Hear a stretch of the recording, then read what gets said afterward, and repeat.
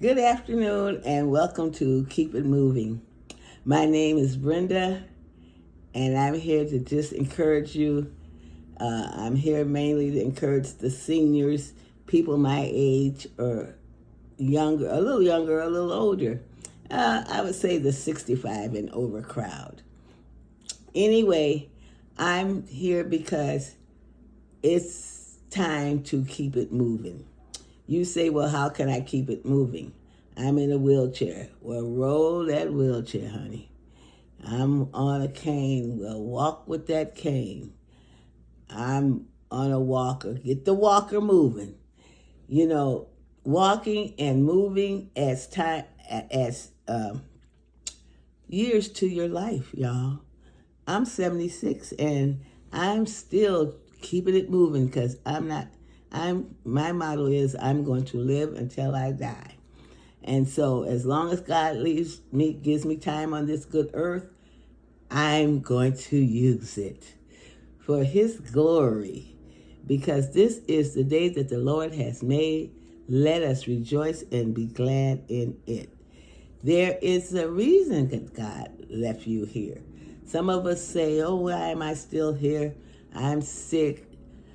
I'm this, I'm that. But guess what? There's something left for you to do. If it's only to witness from your bedside and let people know that I'm still talking. I might not be walking, but I'm still talking. We have a lot of wisdom. When you get to be our age, from some of the things that we've done, some of the mistakes that we have made, we can impart that in younger people and let them know that they can still make it. Because the one thing I know, I don't care how dark it is, there will be dawn. And then there will be sunlight, and you will move on and keep it moving. When you get to be my age, you've been through a lot, and I'm sure all of y'all can testify to that. But you know, the one thing that I find for me is my relationship with God.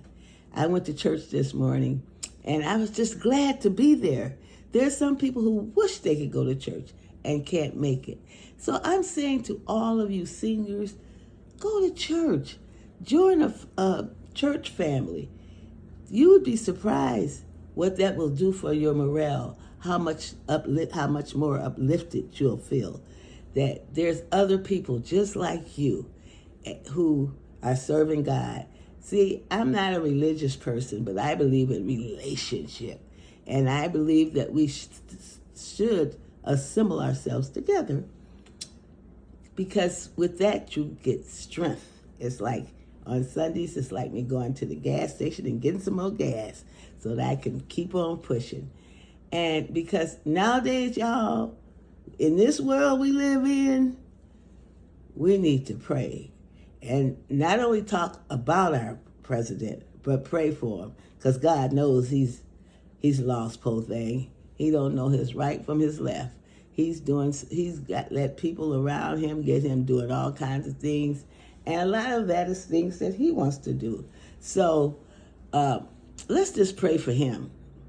Pray that he will get a right mind. If you want to know, let's pray that our president will get a right mind and all of our leaders. Because truly, Congress is spineless. The Republicans in Congress, it's like a cult. And it's sad to say, but they're just acting like a cult. Anything Trump says, they do. If he says jump, they say hi. If he says move, they say, should I run? It's really sad, and some of y'all voted for them. I don't think I voted for any of them, but I do know that the Democrats are doing all that they can, and that's why they had this weekend. I think today is March the 6th, I believe. So yesterday on March 5th, they had hands off. They had a hands-off day. And they're telling Trump just what they need to have told him in the beginning. Hands off our democracy. Sometimes we take our democracy for granted.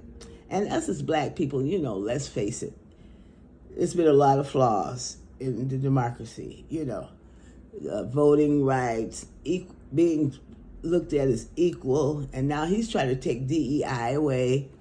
And he's trying to take the educational department away.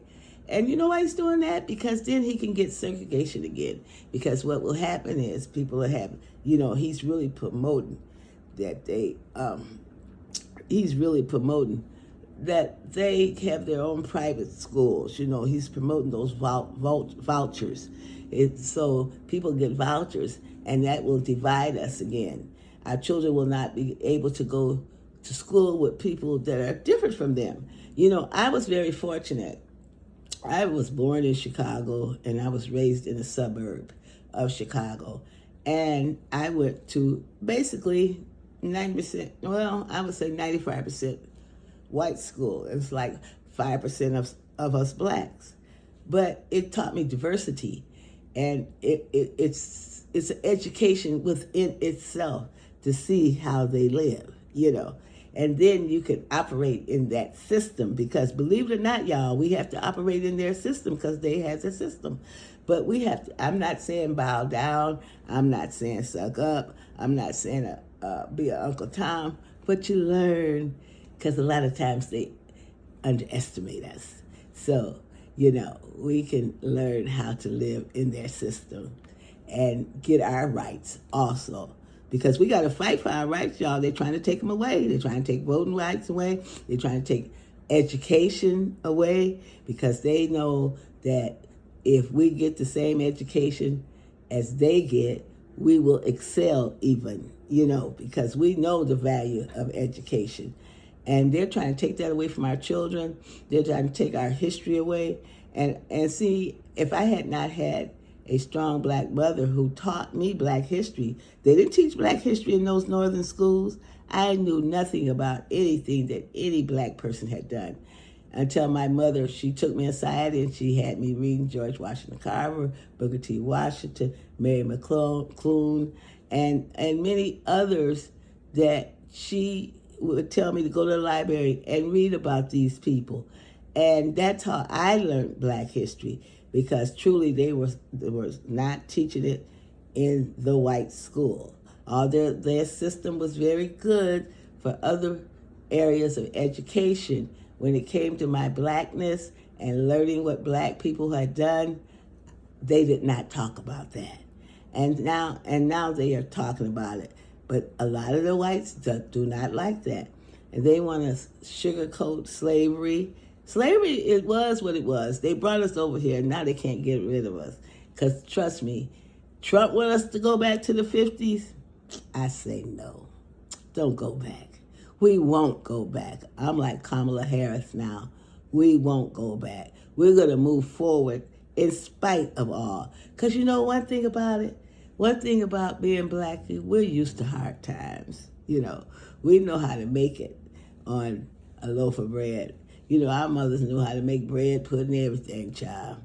We know how to make it with little or nothing, And so, yes, it won't be good, but we'll be able to go through that. But we got to fight. We got to let them know that, no, we won't go back.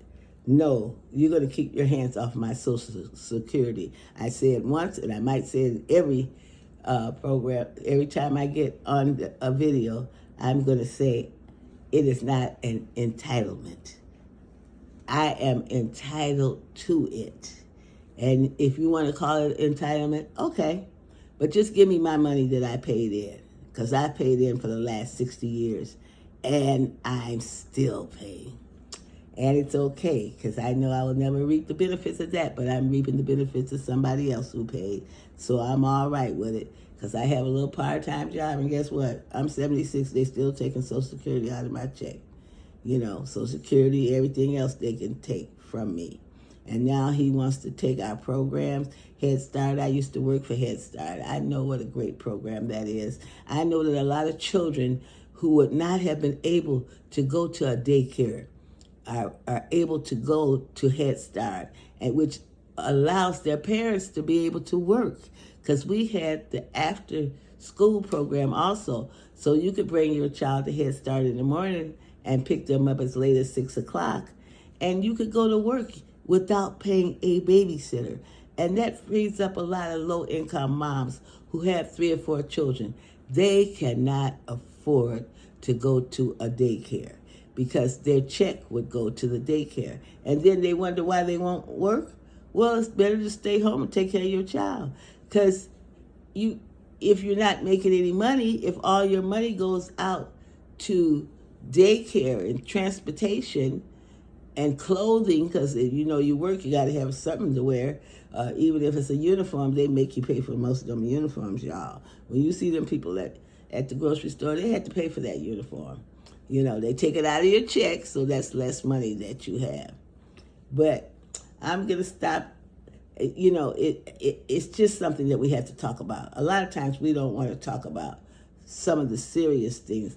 Yes, I like looking nice. And if anybody wants to know, I have Fenty lipstick on, MVP. and I love it because it goes with my complexion. When you have dark skin like I have, you can't wear every lipstick, child. You have to be sure to check out what goes with your complexion. And that's why I say, you might want to go to Sephora or Ulta, because those girls, they'll help you. If you don't know what to wear, ask them, and they will help you.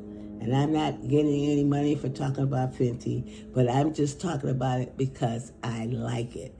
And if you want a good lipstick, now it's kind of pricey, child. It's like $25 that it costs you. But it's like this. You get what you pay for. So if you want a good lipstick that'll stay on your lips, I would recommend it. Now, there's some other lipsticks that will look pretty, but how long? That's all I can say about that. And, we're going to be talking, believe it or not, about fashion. One of the favorite places I love is consignment shops. But I also like Goodwills and Salvation Armies and all kind of thrift shops, because y'all, I don't know about y'all, but I like good quality clothing for cheap prices. And so if somebody has worn it, if I buy it full price, I wear it once, it's still used. And a lot of those things, especially at consignment shops, they're barely used. A lot of times you can find the tag still on them. And if I can get a $500 outfit for $150, I will buy it. And you know what?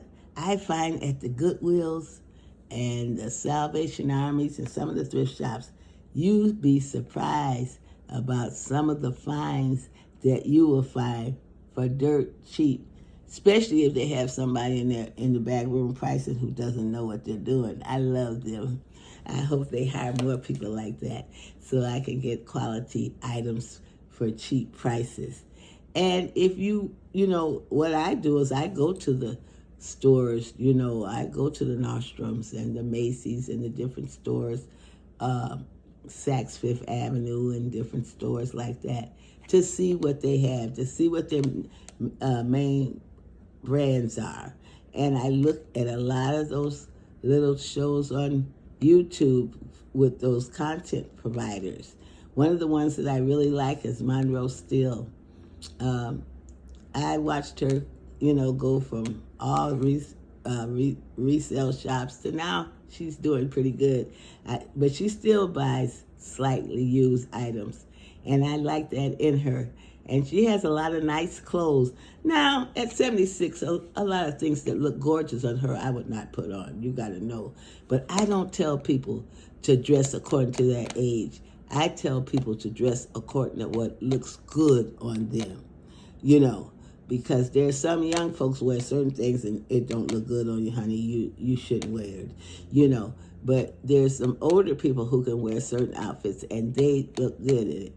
So what I'm saying, and I'll be talking about it more, and I'll be showing you some of the things that I wear. I'm not saying that I'm a great dresser, but I kind of try to keep up with the trends and wear things that are appropriate. And everything is appropriate, really, for me, as long as it's not revealing too much, because trust me, when you get to be my age, nobody wants to see all those wrinkles, child. Do not fool yourself.